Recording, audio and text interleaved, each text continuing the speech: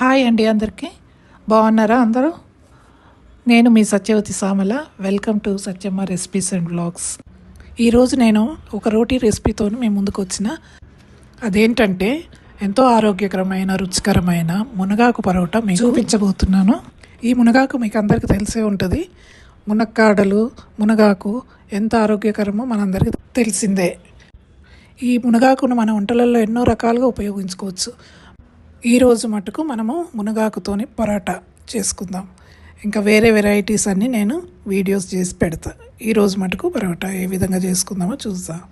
First ముందుగా ఉల్లిపాయని cut చేసుకోవాలి సన్నగా. అన్నీ మనం చేసేది పరోటా కాబట్టి సన్నగా రావాలి. పరోటా సన్నగా రావాలంటే మనము వేసుకునే పదార్థాలన్నీ చిన్న చిన్నగా కట్ చేసుకోవాలి.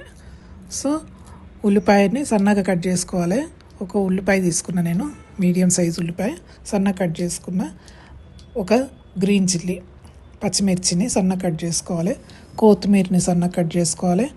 తర్వాత ఇవన్నీ చాపర్లు వేసుకోవచ్చు. చాపర్లు వేసుకుంటే ఇంకా సన్నగా వస్తుంది. 200 గ్రామ్ మునగాకుని నేను తీసుకున్నా. అది కడిగి సన్నగా కట్ చేసుకున్న. దాన్ని కూడా చూడండి, ఈ మునగాకుని కడిగి ఆరబెట్టుకొని కట్ చేసుకుంటున్నా. మునగాకుని విడివిడిగా ఆకులు తీసుకోవాలి, కాడలు వేసుకోవద్దు. ఆకులన్నీ దగ్గర కనుక్కొని కట్ చేయాలి. మీరందరూ ఈ మునగాకుని ఏ విధంగా ఉపయోగించారో, అసలు ఉపయోగించినరా లేదా నా కమెంట్ సెక్షన్లో చెప్పండి. చాలా మంచి ఆరోగ్యకరమైన ఆకండి ఇది, ఉపయోగించుకోవాలి ప్రతి ఒక్కరు. ఇప్పుడు మనం ఒక బౌల్ తీసుకుందాం. బౌల్లో 2 కప్పుల గోధుమ పిండి వేస్తున్నా. చూడండి, ఇప్పుడు ఈ 2 కప్పుల పిండికి ఒక 1/2 స్పూను పసుపు వేసుకోవాలి. తర్వాత 1 స్పూన్ కారం వేస్తున్నా. మీకు ఎక్కువ కావాలనుకుంటే ఎక్కువ వేసుకోండి. నేను 1 స్పూన్ వేస్తున్నా. 1/2 స్పూన్ సాల్ట్ వేస్తున్నా. తర్వాత 1/2 స్పూన్ నల్లుప్పు, దీన్నే బ్లాక్ సాల్ట్ అంటారు కదండి. తర్వాత 1/2 స్పూన్ జీలకర్ర, 1/2 స్పూన్ ఓమా, 1/2 స్పూన్ కలంజీ, ఒక 1 స్పూను నువ్వులు, ఒక 1/2 స్పూను చాట్ మసాలా, 1/2 స్పూన్ గరం మసాలా. ఇవన్నీ వేసుకొని కలుపుకోవాలి. బాగా కలుపుకున్న తర్వాత ఇప్పుడు మనం కట్ చేసి పెట్టుకున్న ఉల్లిపాయ, పచ్చిమిర్చి, కొత్తిమీర ఇవన్నీ వేసుకోవాలి. తర్వాత సన్నగా కట్ చేసుకున్న మునగాకును కూడా వేసుకొని మొత్తం కలుపుకోండి. ఈ మునగాకుతో పాటు ఇంకో ఆరోగ్యకరమైన వెజిటబుల్ అండి, కూరగాయ వేస్తున్నాము. అదేంటంటే క్యారెట్. ఒక 2 క్యారెట్లు తీసుకున్నా నేను. క్యారెట్లు సన్నగా తురుముకొని ఈ పిండిలో కలుపుకోవాలి. అందుకే చెప్పిన ఇది హెల్దీ పరోటా అని. ఎందుకంటే మనకి మునగాకుతో పాటు క్యారెట్ కూడా పడుతుంది పిండిలో. వారానికి 2-3 సార్లు చేసుకోవచ్చు ఈ పరోటా. పిల్లలకైనా పెద్దలకైనా చాలా మంచిది, చేసుకొని తినండి. ఇంకోటి ఏంటంటే మనకి ఏ కూరగాయ అయినా వాడుకోవచ్చు దీంట్లో. మూలి వాడుకోవచ్చు, క్యారెట్ వాడుకోవచ్చు, బీట్రూట్ వాడుకోవచ్చు. ఈ ఆకుకూరతో పాటు అవి ఏవైనా వాడుకోవచ్చు కూరగాయ. ఈ క్యారెట్ తురుము వేసిన తర్వాత ఇదే పిండిలో కొద్దిగంత అల్లం వెల్లిపాయ పేస్ట్ వేసిన నేను. మీకు నచ్చకపోతే అల్లం పేస్ట్ అని వేసుకోవచ్చు, లేకపోతే అల్లం తురుముకోనని వేసుకోవచ్చు. కొంతమంది ఎల్లిపాయ తురుము వేసుకుంటారు, కానీ నేనైతే అల్లం వెల్లిపాయ పేస్ట్ వేసిన. ఇప్పుడు అన్నీ మంచిగా కలుపుకున్న తర్వాత పిండిని తడుపుకుందాం. ఏ విధంగా నేను నీళ్ళతో తడపట్లేదు, మజ్జిగతో తడుపుతున్నా. మజ్జిగ పోసి చిక్కటి మజ్జిగతోని పిండిని తడుపుతున్నా. గట్టిగా తడుపుకోవాలి పిండిని. కొద్ది మజ్జిగ వేసి మొత్తం పిండిని గట్టిగా తడుపుకోండి. మీరు గమనించినరో లేదో, నేను ఎక్కడ కూడా నూనె వేయలేదు చూడండి. ఎందుకంటే మనం పరోటాలు కాల్చేటప్పుడు నూనె బాగా వేయాల్సి వస్తుంది. ఇటు సైడు అటు సైడు నూనెతోని లేకపోతే నెయ్యితోని కాల్చుకోవాల్సి వస్తుంది. అందుకనే ఎక్కువ శాతం నూనె అయిపోతుందని నేను నూనె వేయట్లేదు. నెయ్యితో కాల్చుకుంటే ఇంకా చాలా బాగుంటుంది. కానీ మేము పుల్కాలు ఎక్కువ తింటాము కాబట్టి నూనె ఎక్కువ వాడము. 10 నిమిషాల తర్వాత చూడండి తీసి మళ్ళీ మర్దన చేసి ఉండలు చేసుకొని ఇక పరాటాలు చేసుకోవడమే. నాకు మనవరాలు ఉందండి. నా మనవరాలకి చిన్నది 4 ఏళ్ళది. ఎంత ఇష్టమో పరాటాలు అంటే, ఏ పరాటా అయినా సరే చాలా ఇష్టంగా తింటుంది పరాటాలు. ఇప్పుడు ఒక్కో ముద్ద తీసుకొని పొడిపిండి వేసుకుంటా మంచిగా తాల్చుకోవాలి.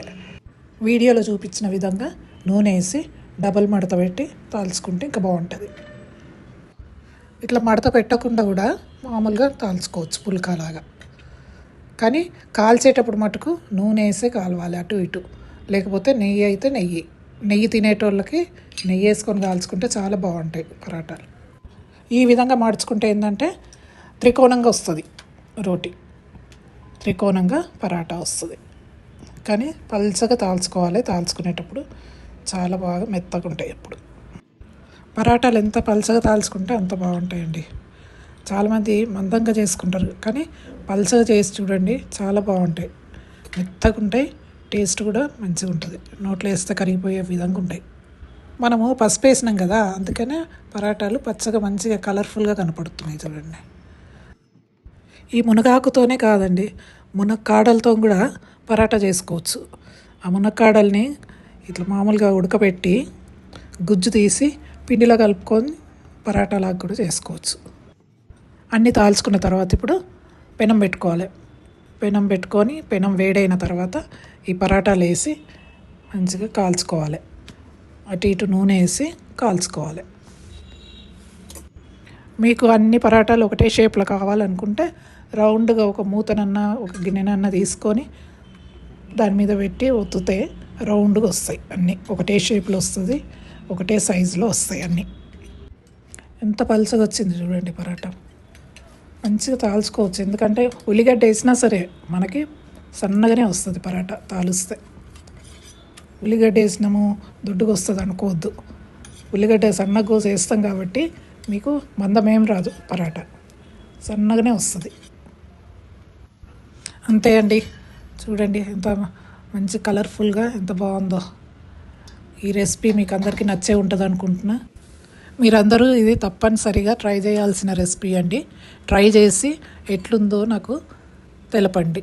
ఇంకోటి, మీకు నచ్చకపోయినా కూడా ఏదన్నా సజెషన్స్ ఇవ్వాలనుకున్నా కూడా నాకు కామెంట్ సెక్షన్లో చెప్పండి, ఓకేనా? అంతేనండి, లైక్ చేయండి, అందరికీ షేర్ చేయండి, సబ్స్క్రైబ్ కూడా చేయండి. థ్యాంక్ యూ ఆల్ అండి.